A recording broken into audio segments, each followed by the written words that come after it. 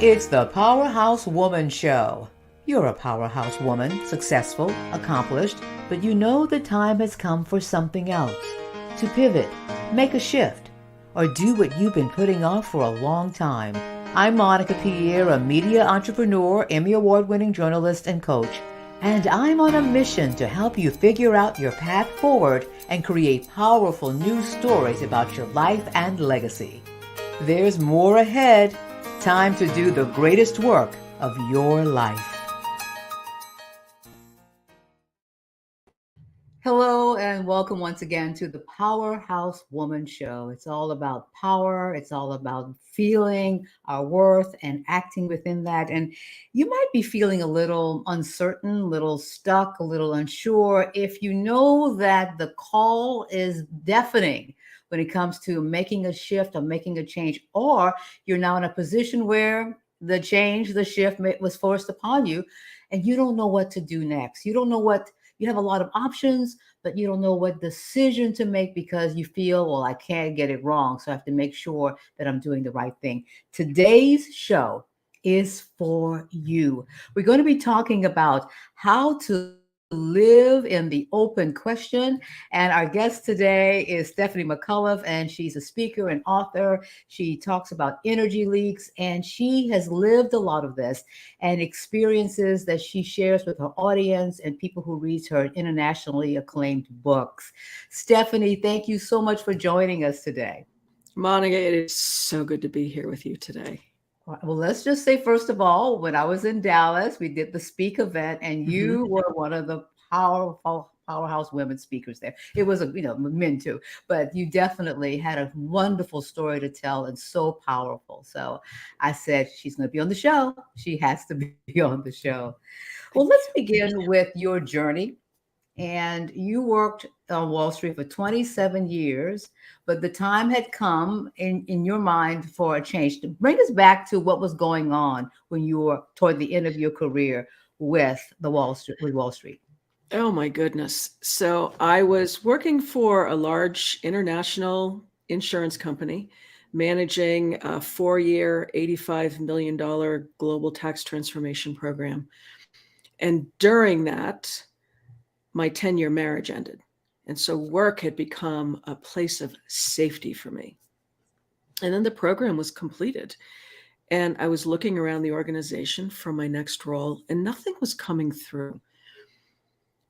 And that was when I finally made the decision of, I don't want to fight to try to make this work anymore, and took a package. And it was one of the best and scariest decisions I've ever made, because all of a sudden I was in this space of, I'm living by myself.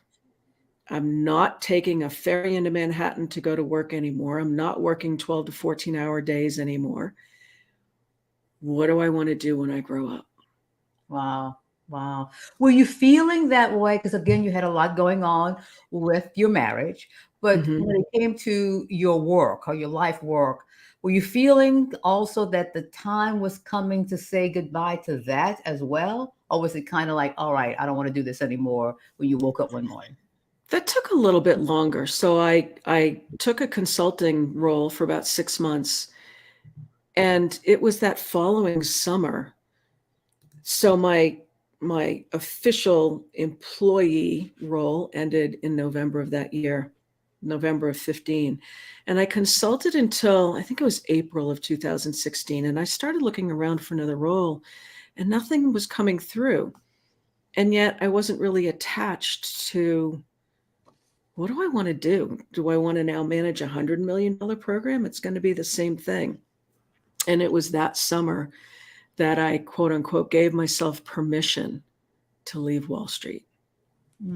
So what happened next? Because it sounds like, all right, you're smart. You can figure these things out quickly. You're a problem solver. How long did it take to figure out what your next step or your next move would be? Or as you said, what to do next when you grow up? I had started to work with a coach. I had worked with a professional coach before, but this was more personal transformation. And I remember one of the questions she asked on one of the first group calls was, how do you want to feel? Not how do you feel? How do you want to feel? And that broke me wide open to go even deeper into my own healing journey because I experienced a lot of trauma as a child. And when I grew up in the 60s and 70s, and even now, we really don't have a lot of space to be able to express what we're experiencing. And then I received the download of, you're going to write a book. So I started working with the publisher of my first book and wrote The Message in the Bottle, Finding Hope and Peace Amidst the Chaos of Living with an Alcoholic. And that was published 6 years ago. And things have continued. And I thought that was going to be my career, working with families and spouses of alcoholics. And it's so much more than that now. So I've allowed myself space for the things that want to come in, because when I was on Wall Street, there was no space for me. It was always go, go, go, the to-do list. And one of the things we talk about, a lot of people talk about, is work-life balance. If you think about balance, it's like a coin sitting on its edge. At some point, it very quickly will flip over one side or the other. What I like to live in now is harmony. Because when something swings too far one way, harmony helps bring us back into center. For those who are listening and say, I love this, but the tendency is the longer we are in the space, the longer we're in the open question, we can get nervous, fearful, time to make a decision. There's external pressure, like, what are you gonna do next? How's it going? Are you looking for a job? What's your next move? How do you deal with that to have that harmony during this very critical time? Yeah, I had a lot of that. And one of the areas I work in is boundaries and how we create energetic boundaries. And, my dad grew up in a time where you go to work and you make a lot of money, and that provides your worth. And our worth is so much more than the size of our bank account. And money is necessary to move through the world. It took me a little bit of time and space to say, thank you for your opinion. And I had this severance that I had received from my old job. And so that gave me the financial cushion to be able to move through and be in the space. I also found that there were a lot of things that I had been tolerating. And so it was looking at what am I putting up with, even some of my own stuff. And so this journey has been one of not looking for answers outside of me per se. I worked with coaches that helped me connect with my own answers and help me see things that I hadn't seen. So it's like building a muscle.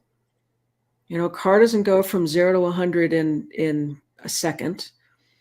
And we didn't get here overnight. And so to unwind some of our old patterns takes time. And that also is part of living in the open question. It's allowing what wants to be seen to be seen. What about listening to, hearing, and trusting intuition? What role does that play? It's huge. It's everything.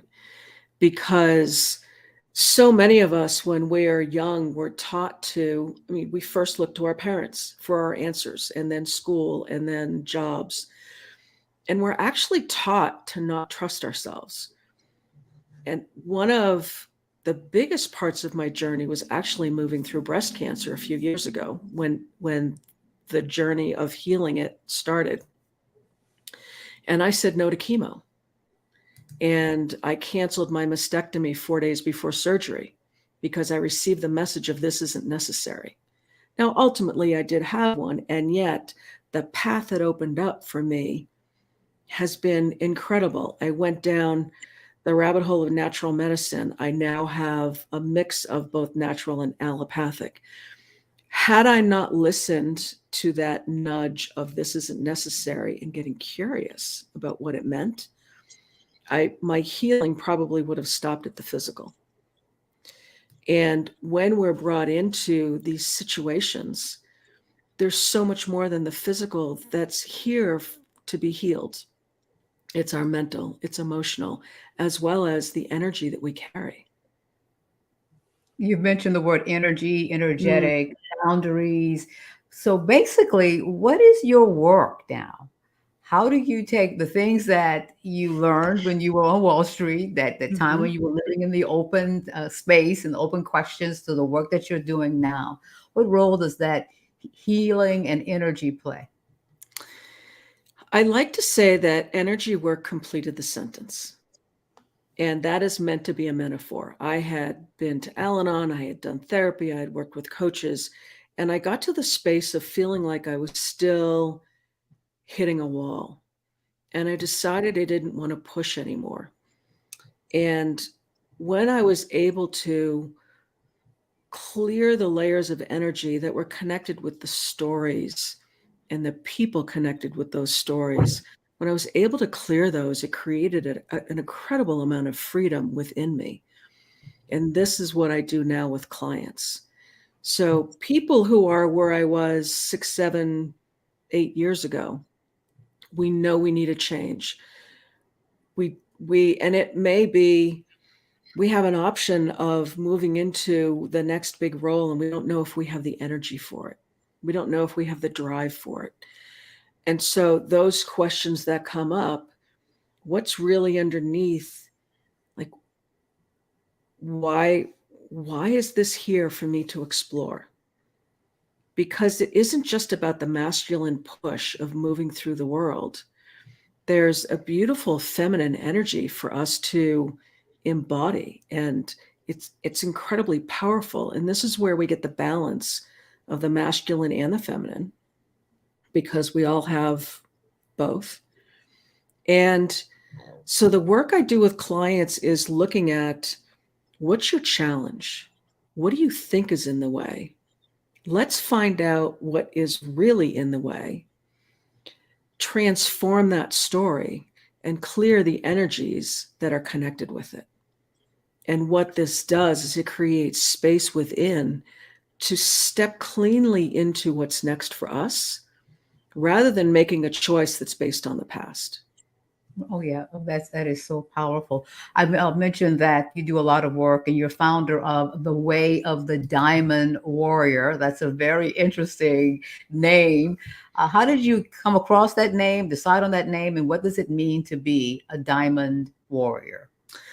The name came to me a little over 2 years ago, after I had done a weekend retreat. And we all have a diamond within us. If our heart is really our brain, and we emanate a lot of energy from our heart.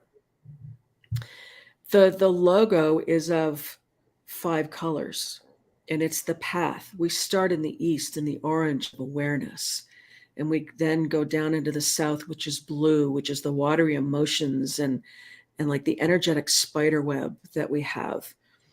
We go into the west, which is red, and it's burning away. It's doing the cord cutting, the energy clearing that is attached to these awareness and these stories. We come into the green, which is our true north. At the center is purple, which is spirit. Wow. And so that is the path, that is the work, and that is the way. Oh, I love that. I love that. You know, I have been looking forward to getting to know you better, having you on Mm. the show, and you have something for our audience. And I want you to talk about the assessment and how they can get it. They do. So on my website, which is wayofthediamondwarrior.com, there is a free energy leaks assessment. It is 5 questions that explore 5 life areas, and the person who takes it receives a report and some follow-up emails. And it gives insight into, when we leak our energy, we're leaking our power. We may be giving it away to the past, the present, the future, because we like to future trip. I think of all of the reorgs I worked through in all of my years on Wall Street. And when we knew that there was a riff or a reorg coming up, we spent more time talking about that and strategizing and figuring out what was going to happen rather than being present. Mm. And so the report can give insight, because sometimes all we need is that little bit of awareness, like that tweak or a little bit of a trigger to say, oh, what's here for me to explore. And like I said, the follow-up emails go a little bit deeper into each of the areas, and can give insight, powerful insight that you may not have seen, because sometimes when we're in the middle of something, we can't see beyond ourselves. Absolutely. That is absolute. I mean, I'm going to have you back on again so we can really talk maybe specifically about energy leaks because Mm. it's so powerful. And before you go, that's not me. No, we're all living in energy, whether you want to We're all say it or energy. not. We're all energy, Right. absolutely. Stephanie, thank you. Thank you so much for being with us. Thank you. This is wonderful, and I look forward to exploring this a little bit more with you in the future. Absolutely. Yes. Absolutely. And we thank you all for joining us today and explore. Don't forget to get that free energy leaks assessment. All you have to do is go to Stephanie McAuliffe's website, wayofthediamondwarrior.com. And until next time, you are power, you are powerful, and you are absolutely needed in this world. Thanks for joining us. We'll talk to you next time.